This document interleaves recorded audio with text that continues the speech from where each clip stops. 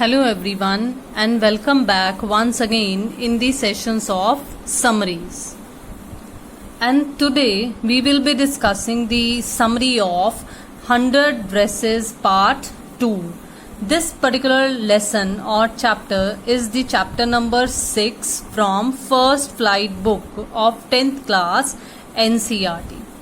So starting this summary, this chapter is the sequel of 100 Dresses Part 1. जो ये chapter है, जो हमारा ये पार्ट है, वो जो 100 Dresses Part 1 यानी कि जो चैप्टर 5 हमने किया था, उसी पर्टिकुलर चैप्टर का ही एक हिस्सा है, मतलब उसी का ही आगे का एक सीक्वेंस है, पार्ट है. This part begins with the scene of room number 13. जो ये हिस्सा है, जो ये भाग है, ये रूम नंबर 13 कमरा नंबर 13 के सीन से शुरू होता है. Where everybody was having a look of Vanda's wonderful drawings. जहां पर हर कोई स्टूडेंट्स एंड टीचर्स जो भी वहां मौजूद थे, क्योंकि अगर आपको लेसन याद हो तो एक ड्राइंग कंपटीशन कंडक्ट किया गया था and Wanda was declared the winner of that particular competition.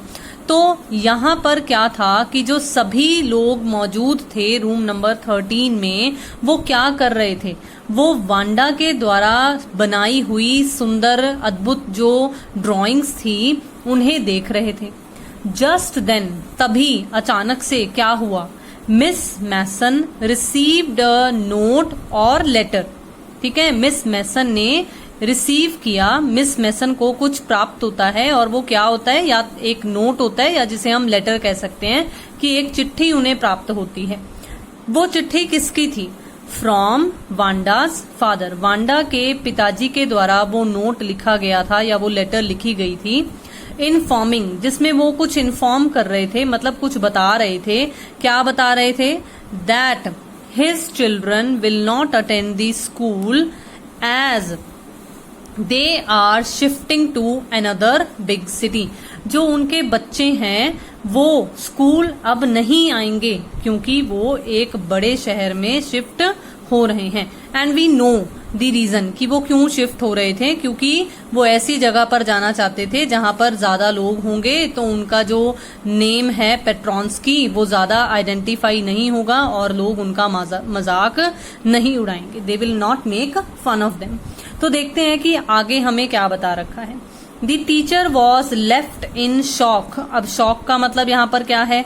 यहाँ पर है कि जो टीचर हैं, जो मिस मैसन थी, उन्हें एकदम ये सुनकर धक्का सा लगा, शॉक हुई वो. And she conveyed it to the whole class. और उन्होंने ये बात कि वांडा अब स्कूल नहीं आएगी, ये बात पूरी क्लास में भी कन्वे कर दी, मतलब आगे क्लास को भी अनाउंस कर दी, बता दी.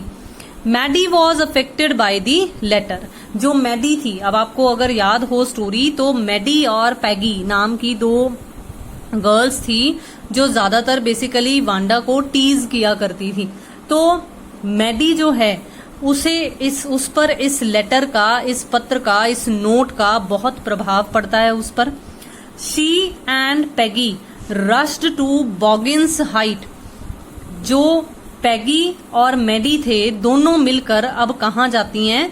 बॉगिन्स हाइट. फिर से मैं कहूंगी कि अगर आपको पार्ट 1 याद हो, if you remember the part 1, तो आपको याद होगा कि जो वांडा थी वो बॉगिन्स हाइट एक पर्टिकुलर एरिया का नाम था, वहां से आया करती थी, जिसे बेसिकली बैकवर्ड एरिया एक माना जाता था. तो वो बॉगिन्स हाइट से आती थी. आफ्टर स्कूल के बाद पैगी और मैडी दोनों जो थी वो जल्दी भागी कहाँ गई? Boggins Height. In order to apologise Wanda, क्योंकि वो वांडा को अपोलोजाइज करना चाहती थी, वांडा से सॉरी मांगना चाहती थी. बट लेकिन क्या हुआ? Nobody was there in the house. लेकिन घर में कोई नहीं था. इसका मतलब ये था कि वांडा और उसकी फैमिली वहां से जा चुके थे. दे वर डिसअपॉइंटेड. तो अब क्योंकि वहां घर में कोई भी मौजूद नहीं था, तो दोनों गर्ल्स क्या हो जाती हैं? दोनों ही गर्ल्स हताश हो जाती हैं, निराश हो जाती हैं, डिसअपॉइंट हो जाती हैं. Maddy decided to never tease anybody like that again. अब मैडी क्या डिसाइड करती है? मैडी डिसाइड करती है, वो ये तय करती है, निर्णय लेती है कि वो कभी भी उस तरह से, जिस तरह से वो वांडा को टीज किया करते थे, चिढ़ाया करते थे या तंग किया करते थे, आगे फर्दर वो किसी के साथ भी ऐसा नहीं करेगी। They wrote a letter to Wanda. अब दोनों गर्ल्स ने मिलकर क्या किया था? उन्होंने वांडा को एक चिट्ठी लिखी थी, which was originally meant to be regretful, जिसमें एक्चुअली वो ओरिजिनली क्या लिखना चाहती थी? एक्चुअली वो अपने पछतावे को व्यक्त करना चाहती थी, एक तरीके से सॉरी मांगना चाहते थे, but it ended to be a friendly note. लेकिन वो जो लेटर थी जो उनके द्वारा लिखी जा रही थी वो एक फ्रेंडली नोट, जैसे हम कहते हैं कि अगर हम अपने किसी फ्रेंड को लेटर लिखें कि तुम कैसे हो, नई जगह पर गए हो, एडजस्ट हो गए कि नहीं हुए, तो इस तरह से एक फ्रेंडली नोट उन्होंने, उन दोनों गर्ल्स ने वांडा के लिए लिखा। अब देखते हैं कि आगे क्या हुआ।